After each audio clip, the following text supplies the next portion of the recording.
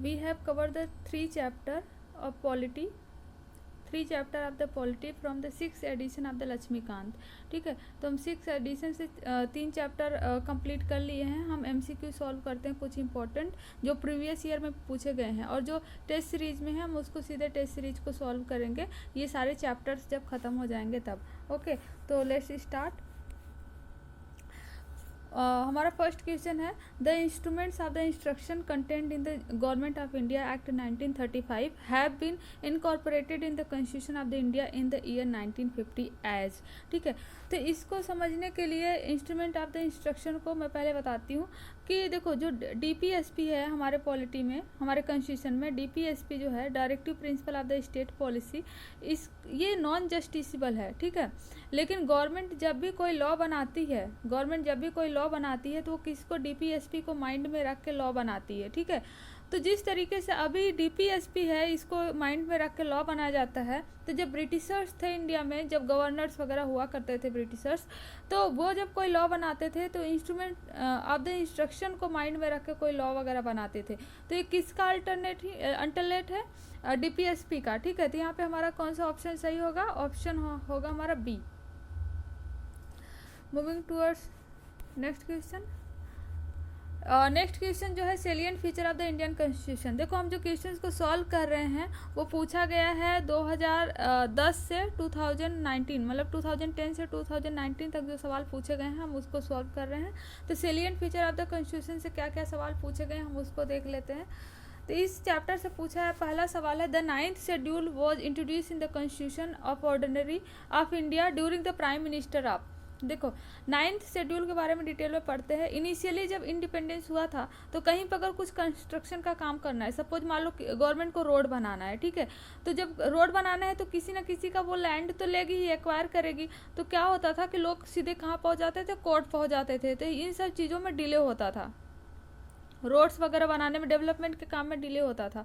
तो फिर first constitutional amendment करके, पहला अमेंडमेंट जो हुआ था उसको करके 9th शेड्यूल को ऐड किया गया। ठीक है, और 9th शेड्यूल में ऐसे प्रोविजंस रखे गए जिनको अगर गवर्नमेंट लेती है, उसका वायलेट करती है, तो वो कोर्ट में नहीं जा सके।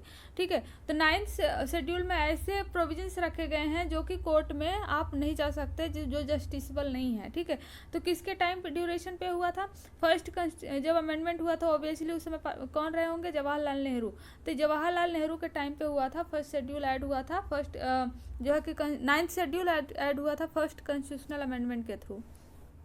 ठीक है, तो नेक्स्ट क्वेश्चन हमारा, under which schedule of the constitution of the India can the transfer of tribal land to the private parties for the mining be declared null and void. ठीक है, तो देखो ट्राइबल से रिलेटेड किस schedule में दिया हुआ है, ट्राइबल से रिलेटेड हमें पता है 5th शेड्यूल में दिया हुआ है और 6th शेड्यूल में दिया हुआ है, और 5th शेड्यूल में हर स्टेट के हैं और 6th शेड्यूल में कौन से AMTM के हैं। ठीक है, AMTM जो मैंने बताया था आप जाके देख सकते हो, उसमें जो है कि इसमें रखे गए हैं 4 स्टेट को।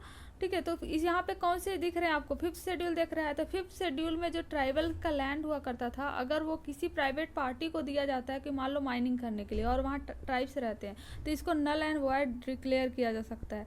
तो 21 शेड्यूल की बात कर रहा है, 5th शेड्यूल की, हमारा ऑप्शन हो गया option C. Sorry, next question, in the context of the polity which of the following would you accept as the most appropriate definition of the liberty। ठीक है, पूछ रहा है कि लिबर्टी का कौन सा मोस्ट अप्रोप्रिएट डेफिनेशन होगा। तो लिबर्टी जैसे है, लिबर्टी को अगर हिंदी में हम बोले क्या बोलेंगे, स्वतंत्रता। ठीक है, तो स्वतंत्रता बोलेंगे हिंदी में। तो अगर पहला ऑप्शन अगर हम देखते हैं, प्रोटेक्शन अगेंस्ट जो टायरनेमी ऑफ द पॉलिटिकल रूलर, जो पॉलिटिकल रूलर हैं अगर कोई उसका उत्पीड़न कर रहे हैं, ठीक है, किसी पर्सन का उत्पीड़न कर रहे हैं, अगर उसके अगेंस्ट अगर कोई उस चीज़ को रोक रहा है, तो क्या वो जो है कि लिबर्टी का डेफिनेशन होगा? कतई नहीं होगा भाई। पर ये इस तरीके से बचना, ये तो हमारा राइट है ना। अगर कोई उत्पीड़न कर रहा है तो ये हमारा मतलब स्वतंत्रता तो हो नहीं सकती। तो पहला गलत हो गया ऑप्शन। सेकंड बोल रहा है अब्सेंट ऑफ द रिस्ट्रेंट, अगर कोई आपको रोक टोक नहीं रहा, कुछ नहीं कर रहा, तो इसका ये मीनिंग नहीं है कि आप स्वतंत्र हो। ठीक है, अगर हम देखें एज ए पॉलिटी की भाषा में, कॉन्स्टिट्यूशन की भाषा में, तो इसको तो बोल नहीं सकते, सेकंड ऑप्शन भी गलत है। थर्ड बोल रहा है opportunity to whatever one likes, ऐसा भी नहीं है जो मन करे, अगर किसी को मारने पीटने का, कुछ भी गाली देने का मन करे तो ये कर सकते हैं, तो थर्ड स्टेटमेंट भी रॉन्ग है।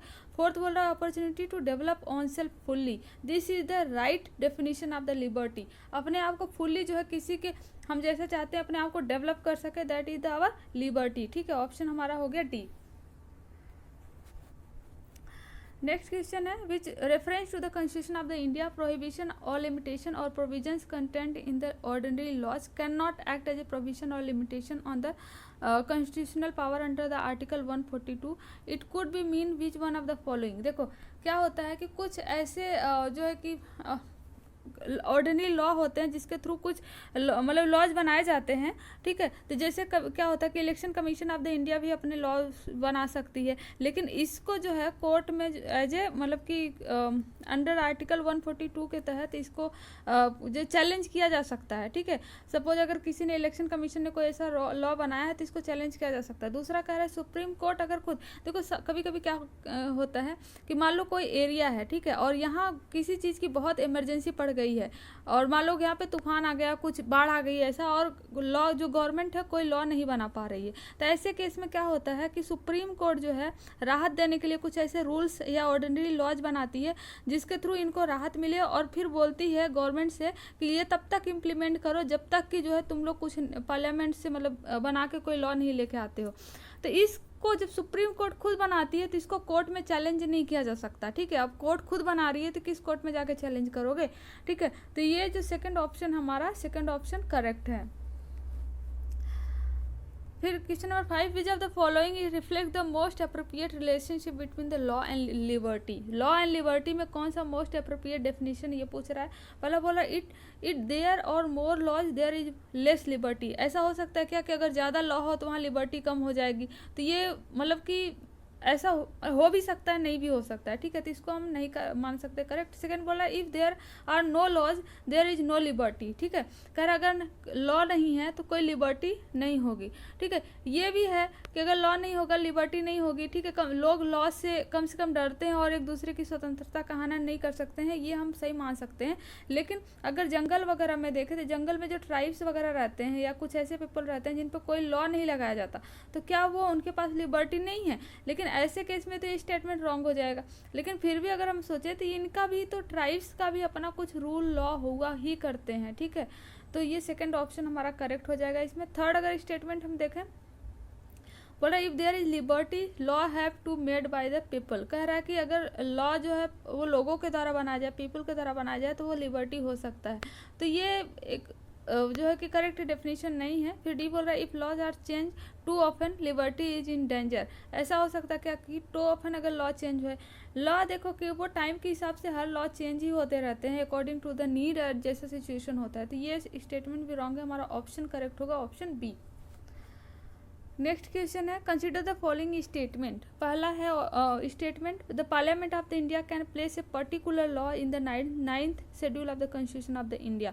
ठीक है, ये हम पढ़े हुए हैं, कब आया था, फर्स्ट कॉन्स्टिट्यूशनल अमेंडमेंट के थ्रू आया था जब जवाहरलाल नेहरू थे, उस समय आया था कि कोई भी ऐसा सब्जेक्ट मैटर जिस पे चाहते हैं कि कोर्ट में मैटर ना जाए, ठीक है, तो उसको वो 9th शेड्यूल में रख दिया करते थे और उस पर आराम से काम किया करते थे। तो पहला स्टेटमेंट ठीक है। सेकंड बोल रहा है the validity of law placed in the 9th schedule can not be examined by the court and no judgment can be made on it. देखो ये स्टेटमेंट तो कुछ समय के लिए ठीक था, लेकिन बाद में एक केस आया, उसके बाद सुप्रीम कोर्ट ने बोला कि एक डेट है 1 सेकेंड अप्रैल 24, 1973 के बाद जो भी सब्जेक्ट मैटर 9th शेड्यूल में रखे गए हैं, जो भी सब्जेक्ट मैटर 9th शेड्यूल में रखे गए हैं, उसको पार्लियामेंट जो है उसको पार्लियामेंट में उसको कोर्ट में चैलेंज किया जा सकता है अगर वो फंडामेंटल राइट को वायलेट करती है। किस फंडामेंटल राइट को?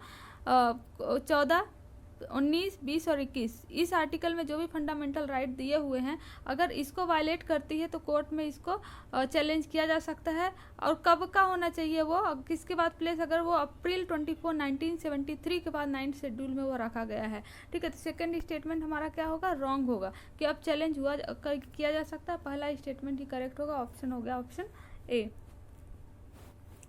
नेक्स्ट क्वेश्चन है which of the following objective is not the embodied in the preamble to the constitution of the India. ठीक है, तो कह रहा है constitution of the India preamble में कौन सा ऑब्जेक्टिव नहीं है। पहला बोला liberty of the thought, liberty of expression, liberty of belief, economic liberty. ये रॉन्ग है, इकोनॉमिक लिबर्टी नहीं दिया हुआ है। और जो इसमें liberty of the thought, expression, belief, faith and worship ये सब का दिया हुआ है, लेकिन इकोनॉमिक लिबर्टी के बारे में नहीं दिया हुआ है। ठीक है, नेक्स्ट क्वेश्चन है democracy superior virtue lies in fact that it calls into the activity.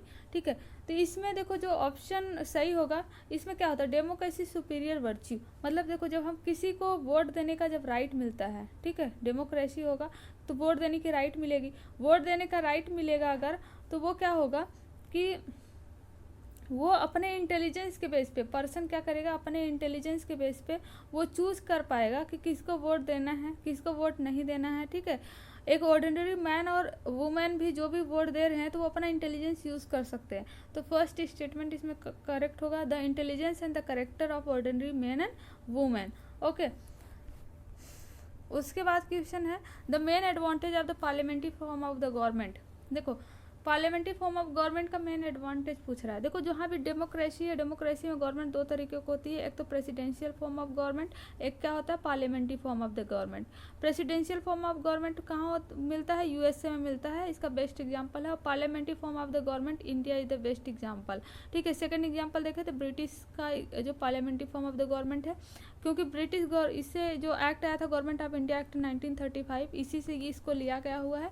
तो इसमें पार्लियामेंट्री फॉर्म ऑफ गवर्नमेंट में और इसमें क्या डिफरेंस होता है कि इसमें क्या यूएसए में क्या होगा, प्रेसिडेंशियल फॉर्म में जो लेजिस्लेचर होंगे, जो एग्जीक्यूटिव्स होंगे और जो जुडिशरी होगा, तीनों क्या होंगे इंडिपेंडेंट होंगे। ठीक है, और पार्लियामेंट्री फॉर्म ऑफ गवर्नमेंट में देखें तो लेजिस्लेचर जो होते हैं और एग्जीक्यूटिव एक दूसरे के ऊपर डिपेंडेंट होते हैं, ये अलग नहीं होते हैं, और जुडिशरी अलग होती है। तो इसका ऑप्शन हो जाएगा। पर देखो ऑप्शन देखते हैं, पहला बोला executive and legislature work independently, ये तो रॉन्ग हो गया। ठीक है, सेकंड बोला it provides continuity of the policy and more efficient, ऐसा कुछ है नहीं। थर्ड सी बोला the executive remains responsible to the legislature. ठीक है, तो ये स्टेटमेंट जो है वो करेक्ट है। तो हमारा ऑप्शन हो गया option C. Now moving to the next question, अगला बोल रहा है कि the mind of the makers of the constitution of the India is reflected in which of the following. ठीक है, तो माइंड ऑफ द मेकर्स जो कॉन्स्टिट्यूशन बना रहे थे, अगर ये समझा जाए कि उस समय उनका माइंड कैसा था, है ना, वो मतलब कैसे थे वो, तो अगर कोई बस प्रियम्बल पढ़ता है, ठीक है, और प्रियम्बल पढ़ के ही बता सकता है कि वो माइंड मतलब उनका कैसा था, जो कॉन्स्टिट्यूशन बना रहे थे उनका माइंड मेकर कैसा था। ठीक है, उसमें जिस तरीके से लिबर्टी मतलब हर तरीके से प्रोटेक्शन, इकोनॉमिक राइट्स, हर राइट देने की बात करते थे, उससे क्लियरली समझ में आ जाएगा कि माइंड मेकर्स जो है mind of the makers of the constitution जो है कैसा था। तो ये पहला ऑप्शन हमारा ए सही होगा, द प्रियम्बल। नेक्स्ट क्वेश्चन है one of the implication of equality in the society is the absence of the क्या है प्रिविलेजेस। ठीक है, तो इसमें बेसिकली होता क्या है कि अगर आप किसी को प्रिविलेजेस दे रहे हो, किसी एक पर्सन को प्रिविलेजेस दे रहे हो और दूसरा डिप्राइव हो रहा है, तो ऑब्वियसली जो है सोसाइटी में इक्वलिटी का इम्प्लीकेशन होगा ही होगा। तो ऑप्शन कौन सा सही होगा, ऑप्शन होगा ए। नेक्स्ट क्वेश्चन है which of the following statement is the correct. ठीक है, तो कौन सा करेक्ट है, पहला बोला the right or claim of the state against the citizen. ठीक है, तो ये बोल रहा है कि अच्छा कोई सिटीजन है ना, और इधर गवर्नमेंट बैठी हुई है, स्टेट बैठे हुए हैं, तो क्या इनके इसके अगेंस्ट राइट होगा, ऑब्वियसली नॉट। तो पहला स्टेटमेंट रॉन्ग होगा, लेकिन right or claims of the citizen against the state, this is the correct statement. तो ऑप्शन हमारा हो जाएगा ऑप्शन सी। नेक्स्ट क्वेश्चन है which of the following is not a feature of Indian federalism. Indian federalism का कौन सा feature नहीं है, देखते हैं। There is a independent judiciary in the India. ठीक है, यहाँ पे क्या पूछ रहा है, नॉट। ऑब्वियसली इंडिया में इंडिपेंडेंट जुडिशरी है, तो ये ऑप्शन नहीं होगा। सेकंड बोल रहा power has been clearly divided between the centre and state, obviously clearly divided है। फिर बोल रहा the federating unit have been given unequal representation in the Rajya Sabha. Fourth बोल रहा it is the result of an agreement among the federating unit. ऐसा है क्या, ऐसा नहीं है, ऐसा यूएसए में है। यूएसए में क्या है कि सारे जो स्टेट्स हैं वो एग्रीमेंट करके एक दूसरे के साथ आए हुए हैं। इंडिया में ऐसा कुछ नहीं है कि कोई एग्रीमेंट हुआ है और उसके बाद जो फेडरेटिंग यूनिट है वो एक साथ में आए हुए हैं। तो हमारा ऑप्शन होगा डी, क्योंकि नॉट पूछ रहा है। ठीक है, नेक्स्ट क्वेश्चन है right to vote and to be elected in the India right to vote and to be elected in India is a constitutional right, क्योंकि आर्टिकल 325 में राइट टू वोट के बारे में दिया हुआ है कि ये कोई भी वोट कर सकता है अगर 18 साल वो क्रॉस कर गया है, जो कि 61st कॉन्स्टिट्यूशनल अमेंडमेंट के थ्रू जो है 21 से 18 एज कर दिया गया था।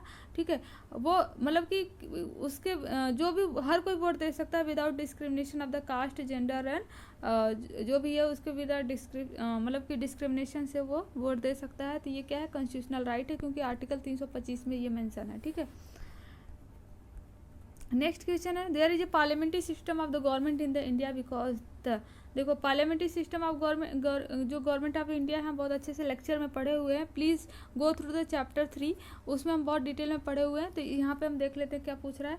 Lok Sabha is elected directly by the people, क्या ये पार्लियामेंट्री फॉर्म ऑफ गवर्नमेंट की निशानी है? ठीक है, सेकंड बोला parliamentary can be amend the constitution, parliament can amend the constitution, क्या ये है? सेकंड बोला Rajya Sabha can not be dissolve. ठीक है, फोर्थ बोला council of the minister is responsible to the Lok Sabha, this is the correct answer. ठीक है, क्योंकि काउंसिल ऑफ मिनिस्टर जो होते हैं, जो कि प्राइम मिनिस्टर जिसको हेड करता है, वो किसके प्रति रिस्पॉन्सिबल होते हैं? लोकसभा के प्रति रिस्पॉन्सिबल होते हैं। This is the correct definition of the parliamentary form of the government. ठीक है, और दूसरा एक क्या है कि लेजिस्लेचर जो होते हैं वो एग्जीक्यूटिव जो होते हैं लेजिस्लेचर के प्रति रिस्पॉन्सिबल होते हैं, वो ऑप्शन है। ठीक है, बहुत सारे इसके गुण हैं, आप देख सकते हो। अच्छे से हम लोग चैप्टर 3 में इसको डिटेल में एनालिसिस किए हैं। नेक्स्ट पूछ रहा है, which of the following schedule of the constitution of the India contains provision regarding the anti defection law. ठीक है, तो ये 10th शेड्यूल में है, 10th शेड्यूल में इसको रखा गया है 1985 में, इस अमेंड करके I think 52nd constitutional amendment करके इसको 1985 में लेके आया गया था 10th शेड्यूल, इसको एंटी डिफेक्शन लॉ को। नेक्स्ट क्वेश्चन है, economic justice is one of the objective of the Indian constitution have been provided in. Economic justice किस में प्रोवाइड किया गया है? हम जब 3rd चैप्टर डिटेल में पढ़ रहे थे तो हमने उसमें देखा था इकोनॉमिक जस्टिस प्रोवाइड किया गया हुआ DPSP में। Directive principle of the state policy, 1 second, directive principle of state policy